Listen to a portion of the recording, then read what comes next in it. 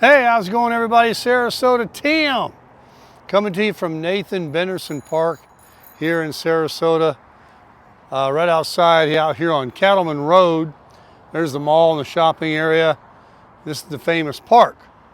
I was going to walk up those stairs, but I chickened out because I want to walk, and I'm getting ready to make a commitment to walking this direction that goes all the way around Nathan Benderson Park Lake, down along that tree line, back across to that bridge over there, to the playground where the restrooms are, over this bridge and back here to the tower.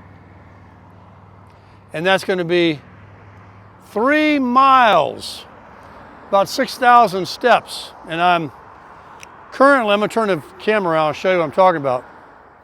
So I'm currently, I took my jacket off because it says 64, but it's already warming up. It's only going to be about 68 today, not even in the 70s, but can't believe a damn thing they say, the weather forecast. And I'm also wearing my Globetrotter get-up, my sweats. I had the jacket on. I knew by the time I started walking around here, I didn't want to carry that thing, and I don't need it. And the sun is already blazing. I might even should have put on some block on my nose or wore a hat. But man, you can't order better weather than this. I thought when it was below 70, that's no good. But mid to upper 60s with no wind and bright sunshine, that's great. That's great weather. 70s is okay too, up to about 75. But that can start to feel a little warm. But anything is better than 95 degrees with humidity and mosquitoes and all that. So we're enjoying better weather than most around the United States. And I'm very lucky to be here. I really am. So no morning chat this morning, nothing. I woke up to 48 degrees. I couldn't get out of the bed. I put the furnace on. I said, well, you can go out there and put on your fire pit. And I thought about it and I said, I think I'll stay right here. So I just kind of lazed around this morning, and then I had to reschedule. You'll be pleased to know, folks, that I rescheduled the dermatology.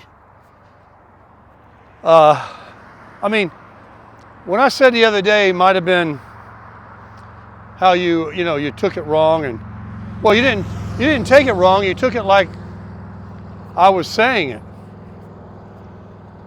But when the lady told me that she wanted me to come back and have it cut out, they already did biopsies. I don't need biopsies. They've already determined what it is.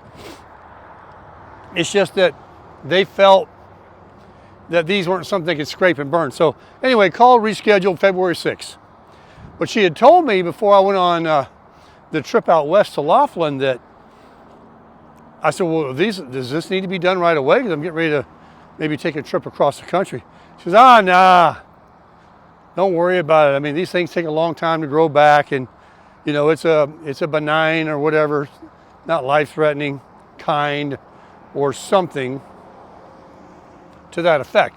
You don't think that if I didn't get a biopsy, or if I didn't, or if I thought it was like a harm to my health that could kill me, then I wouldn't have taken care of it. Of course I would.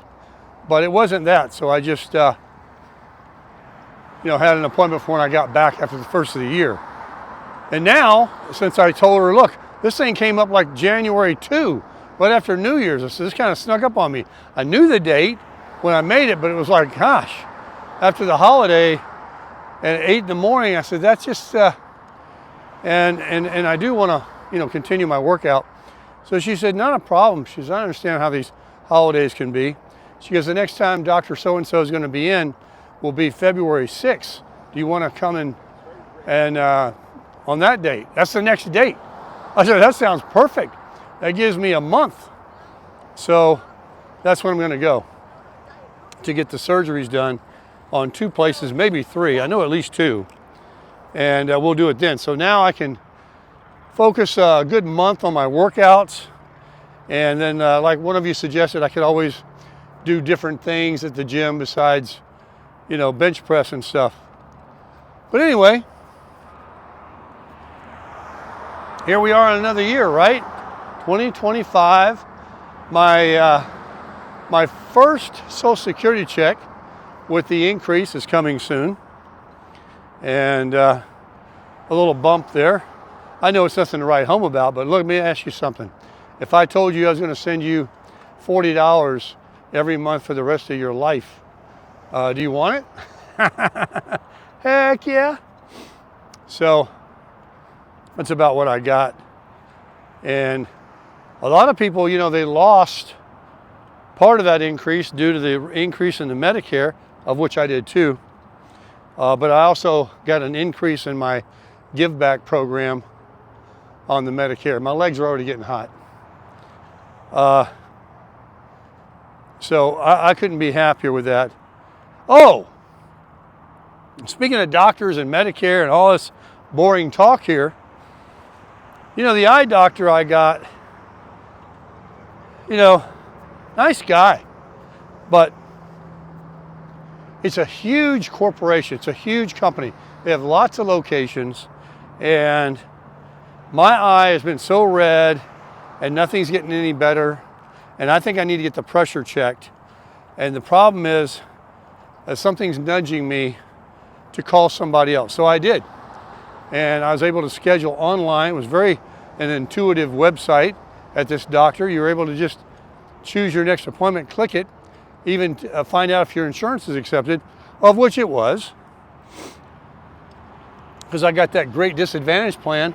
It's got over 50,000 participants with the Humana. And so I'm golden. And that's what I'm going to do. And it's next week. I'm going to go in and say, look, here's what they've been doing. This is what that guy did. This is what this guy's doing. I got me on all these drops, and they're expensive. And what's your idea? Because something's got to be done, and if nothing can be done, well, then that's it. But a lot of you talk about getting second opinions.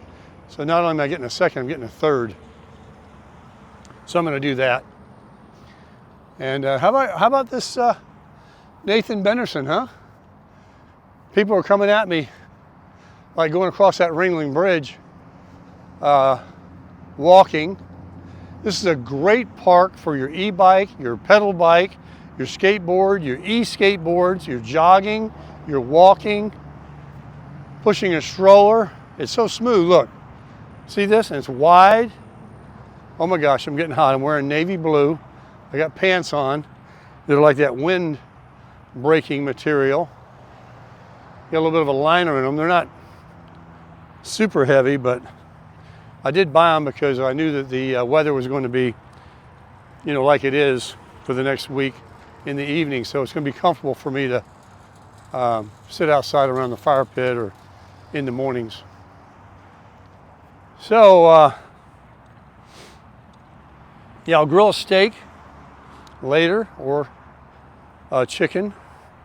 I haven't taken anything out of the freezer yet, but I will, and it'll have plenty of time to defrost by the time I want to fire up the grill tonight. So we'll see what we have. So I'm going to get these steps in, guys, and then we'll check back in if I get some more thoughts of something worth talking about. We're going to talk about some topics over that fire pit tonight, about some things I was thinking about and the future, and getting your opinions. And you can also chime in on, you know, what you did and that kind of thing. So I'll be right back. Well, look where I'm at. I was over there where the freeway is a while ago, it seems like, and I'm all the way around, I would say 3/4. I got a little bit to go yet. There's the tower back over there. You can see it.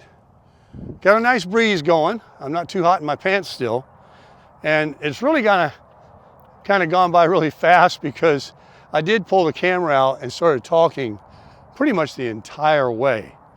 But what I said was more I started off by saying, walking is very therapeutic because you think your thoughts, it makes you think about things and you want to talk about them. If you're walking with somebody, you talk, or you just think your thoughts, And so since I got a camera here, I thought I would think out loud, but I do feel better.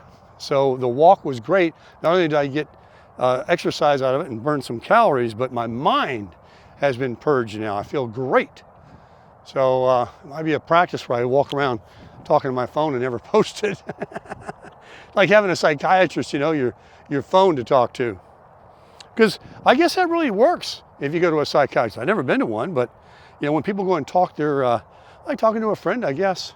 It definitely works, When you got stuff on your heart and in your mind, it really is good to talk to somebody. I will say this, because now it's making me think about stuff again. You like my shirt, by the way? A lot of what we've been talking about, a lot of what I've been talking about, and in the last few videos, I kind of got off of it the last couple of videos, but earlier than that, I was talking about like meeting somebody, and then I thought, most of my life I've been alone, and before I was involved this last time, and I'm perfectly happy with that. But there's just something about it that is making me think, okay, you went for a long time in this other thing, and you've kind of gotten used to it. So now, you get around this person, what are you going to do? Are you going to just kind of hang out like what you're doing, or are you going to try and fill those shoes? Well, one thing I definitely don't want to do is try to put a square peg in a round hole. I know people that they get out of one relationship and they immediately go on the dating social life, social network, and they run an ad like vacancy, and it's like, man, you can't be content with yourself. You can't just be happy if you ever just by chance meet somebody. But the fact is, when we were younger and we were a partier and, we were more, youthful looking and everything else, it just seemed like people were a lot more active in doing that because not everybody was married yet and had kids yet and were involved in things. And what do we got now? People my age, most women, either they're involved or they're raising children or they're they got some kind of something going on, and it's completely different than we were in our 20s and 30s, right? So with that, it's a different thing. It's not like, the geezer plan is an easy dating thing. It is not. Now, if I want to, make that happen, sure, I can go on one of them social things. Probably get an arrangement tonight to meet at a coffee shop and get acquainted, and likely. If I met somebody with low self-esteem and person that wanted to, fill their vacancy, then they might say, oh yeah, let's get together again, and I'm going to be the type of person that's kind of like, I have, I don't know, I guess I'm more picky or something. I'm just not going to go for it unless I feel it. And hopefully there's a woman out there that feels the same way, that she ain't going to go for it unless she feels it. And most of the women I think that I would be compatible with are going to be women that are not going to go on a dating service, not going to go into a bar. They're going to be more demure. They're going to be more what I'm looking for. And for me, it may not be what you like in a woman, but that's what I like. I like more of a shy, humble woman. So, but the point is, maybe I do want a woman. Maybe I do. I mean, who would be lying if they said they wouldn't? If I found a beautiful woman, I'm a man, okay? I'm a heterosexual man. If I found a beautiful woman, I'm talking about somebody I was physically attracted to first, and all the other things fell in line after that, well, heck yeah. And if she felt that I checked all the boxes for her, how magical would that be? That can only come from God. I think that the future in 2025, I was talking to another subscriber friend of mine. You guys know him. I'll keep it private though. He also would like to meet a nice Christian lady. He's not involved with anybody. He hasn't been involved with anybody. He's like me. We're good friends. He's like me, and he is very self-sufficient. He has high self-esteem. In fact, we've talked about it. He's got the same litmus test that he would be performing as I would. They're going to have to measure up, just like a woman, I hope, would expect a man to measure up. So not just to get somebody.